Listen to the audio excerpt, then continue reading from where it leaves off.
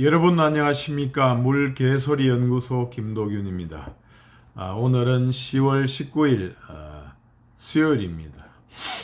지금 검찰의 민주연구원 압수수색으로 지금 여의도가 들썩거리고 있습니다.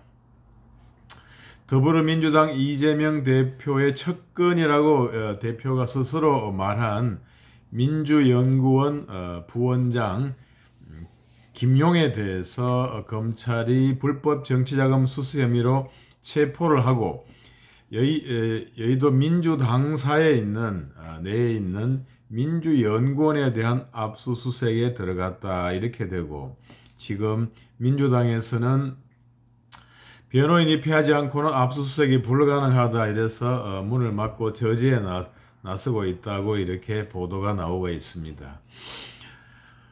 민주당 입장에서는 너무나 당황스러운 상황이다 이렇게 생각이 되고요. 이래 김의겸 민주당 대변인도 민주당사 앞에서 기자회견을 열고 대한민국 정치사에서 유례를 찾아볼 수 없는 무도한 행태이다 이렇게 기자회견을 했습니다.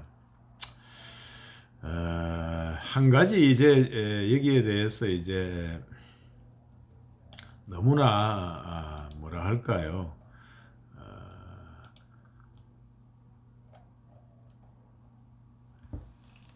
이 그동안의 야당 대표와 그다음에 측근, 그다음에 전 정권 인사에 대한 수사를 가지고 민주당에서는 정치 보복이다, 정치 탄압이다 이렇게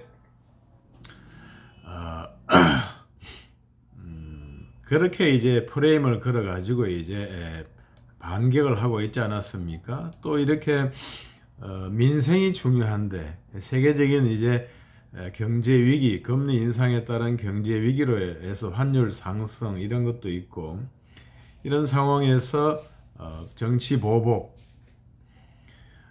정치 탄압, 야당 탄압에 세월을 보내느냐, 민생은 도외시하고 야당 탄압에 국력을 쏟고 있다 이런 식으로 이제 지금 대응을 했는데, 이 건에 대해서는 이제 민주당은 아직 사건의 실체를 정확하게 파악하기 어렵다 이렇게 해서 종전의 태도하고는 약간의 어떤 차이가 있지 않나 생각이 들고, 이재명의 사법 리스크가 현실화되었다 이렇게 우려의 목소리를 표시하고 있다고 합니다. 그동안 이제 이러한 프레임, 뭐 정치 탄압, 야당 탄압, 정치 보복 이렇게 프레임을 가지고 여권의 수사에 대해서 이제 반박을 해가지고 왔는데, 이러한 논리는 너무나 딸리는 구시대적인 논리다 이렇게 생각이 됩니다.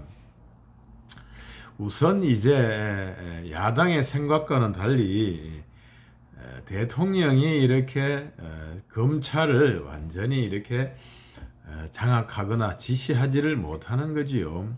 사실은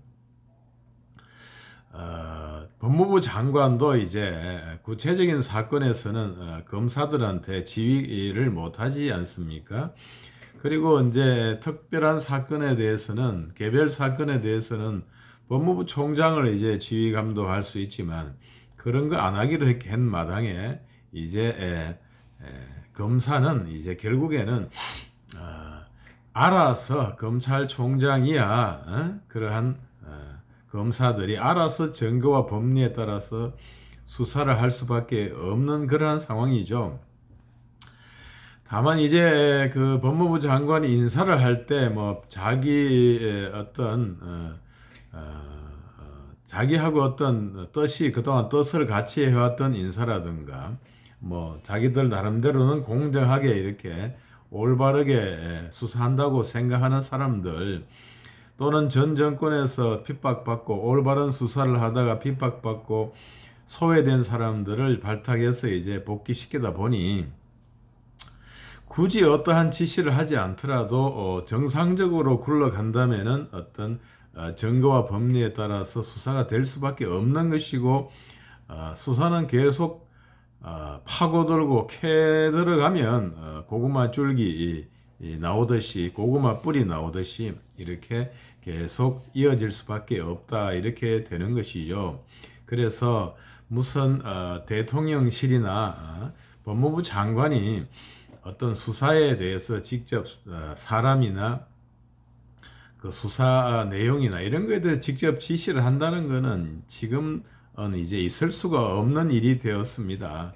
그리고 만천하의 대통령이나 법무부 장관들 이런 것을 공언한 이상 이 정권도 예를 들어서 5년이 지나면 정권 바뀌는데 민주당으로 바뀔지 국힘으로 일지 나중에 지금은 알 수가 없는 상황인데, 그렇게 직접 지시를 하고 안 한다고 했다가 지시를 했다 하는 것이 나중에 발각이라도 되면 문제가 크게 되는 것이기 때문에 그렇게 될 수가 없는 것이고, 어떤 민주당의 그러한 정치 보복 야당 탄압의 프레임은 더 이상 설득력을 가질 수가 없는 구시대적인 약간 한물간 프레임이다, 이렇게 생각이 듭니다.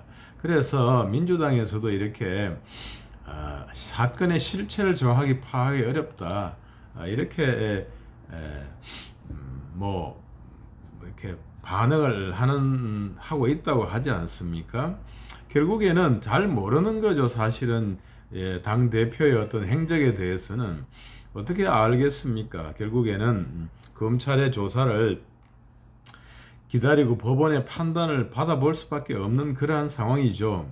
그리고 수사 검사의 입장에서도 나름 명예를 떠나가지고 자기가 수사를 하고 이렇게 기소를 한 것이 무죄가 된다면은